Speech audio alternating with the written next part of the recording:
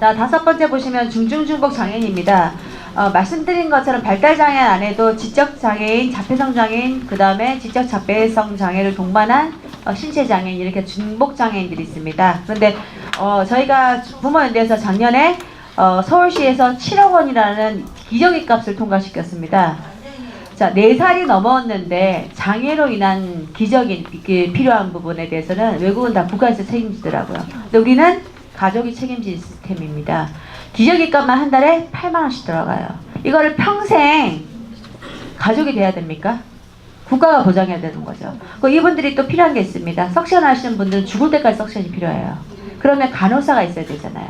제가 스웨덴에 갔더니 6명이 사시는 그런 그 그룹홈이라고 해도 다 개인집이에요. 개인집이 6개가 있고요. 가운데 센터가 있는데 이 6명의 중복장애인을 위해서 13분이 근무하고 계셨습니다. 한 분은 간호사셨어요.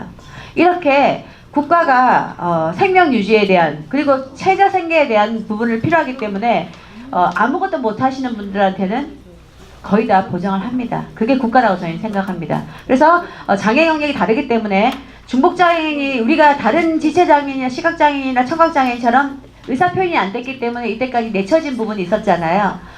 발달장애 안에서도 똑같이 했다가는 이제 중복장애인이 또 차별받을 수 있기 때문에 중복장애인에 대한 특별한 또 저희가 조항을 넣었습니다. 그래서 중복장애인 지원 강화가 있고요. 당사자 자기 옹호가 있습니다. 이거는 뭐냐면 아까 말씀드린 피플 퍼스트입니다. 신부 찾기도 되고 동료 상담도 하고 우리 발달장애인의 직업도 됩니다. 발달장애인은 죽을 때까지 가족과 떨어질래 떨어질 수 없는 사이이기 때문에 장애인 가족 지원이 필요하다. 근데 이때까지 이거는 지방자치제로 움직였습니다. 서울도심 현재 지방자치에서 돈이 나옵니다. 그러다 보니까 가장 중요한 사례관리라든지 이런 게 되지 않습니다. 그래서 그런 사례관리에 필요한 예산이라든지 이런 것들이 필요해서 저희가 중앙에서 꼭 그 중앙비로 확대하라고 얘기합니다. 그리고 법적 능력입니다. 마지막으로. 자, 우리나라에 후견인 제도가 있습니다. 4가지가 있죠.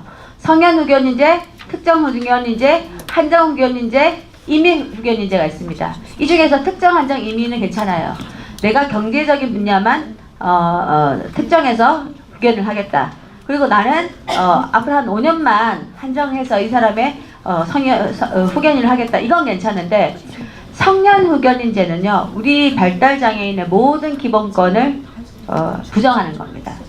우리가 이 후견인제는 당사자를 도와주기 위해서 후견인을 만들었지 그 권리를 박탈하기 위해서 후견인제를 만든 건 아니거든요. 그래서 성년 후견인제는 좀 고민을 하셔야 될 것 같습니다. 그래서 꼭 필요하신 분은 특정, 한정, 임의라는 게 있기 때문에 성년 후견인제를 해서 우리 아이가 영원히 재산을 가질 수 없는 그렇게는 만들지 말자는 거죠.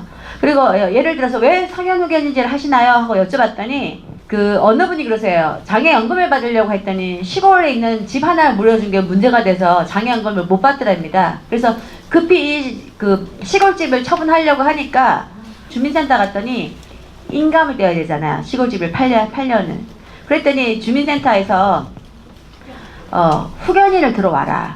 안 그러면 인감을 못 떼준다 하더랍니다. 그런데 자, 후견인을 하려고 하니까 또 6개월 이렇게 걸리는 거예요. 그래서 이분 질의를 하셔서 저희가 대답해 준 게 있습니다. 장애인 차별 금지법이라는 게 있습니다. 그래서 신체장애인이 주민센터에 인감을 데려갈 때는 이동길을 확보해 주죠.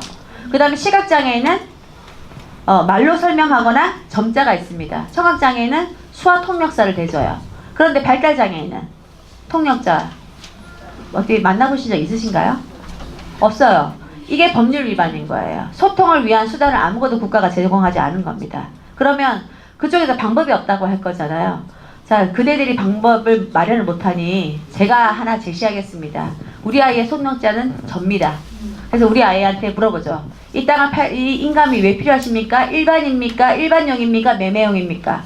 윤호야 대답해. 그랬더니 우리 아들 해요. 매매용이라잖아요. 똑바로 들으세요. 매매용이라잖아요. 자기네가 그거 매매용이 아니라고 얘기할 수 있어요? 못하잖아요.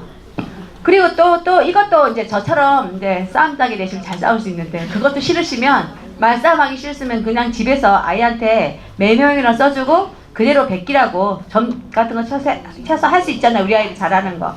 매매용 쓰고 본인 지장이나 손바닥 도장 찍어가서 우리 아이의 의사 표현이다라고 하면 공무원들은 싸우기 싫어도 해줍니다. 왜? 부모기 때문에. 그래서 이렇게 여러 가지 고민을 하면 할 수 있는 방법이 있기 때문에 덜커덕 이렇게 성년후견제를 들지 말고요. 저희는 성년후견제에 대한 법 개정을 요구합니다. 그래서 이런 절차를 많이 알았으면 좋겠고요. 있습니다. 우리 아이들의 미래를 위해서. 제가 재작년까지 학원을 운영했는데요. 재작년부터 서울지부 대표가 되면서 학원을 때려쳤습니다. 제가 주파를 튕겨봤어요. 제가 학원을 해서 우리 아이한테 재산을 남겨주는 게 우리 아이한테 이익인지, 제도 개선을 해서 제도를 남겨주는 게 이익인지 주파를 튕겨봤어요. 제도 개선이 맞습니다. 답입니다. 아무리 돈을 많이 남겨놔도 우리 아이한테 그 재산 남아나지 않습니다. 그래서 제도 개선 쪽을 택했습니다. 여러분들도 제도 개선 쪽에 힘을 보태주신다면 이렇게 부모연대 하나 가입하셔서 저희한테 머리수 보태주시고요. 저희한테 힘을 좀 모아주시면 저희가 끝까지 최선을 다해서 싸우겠습니다.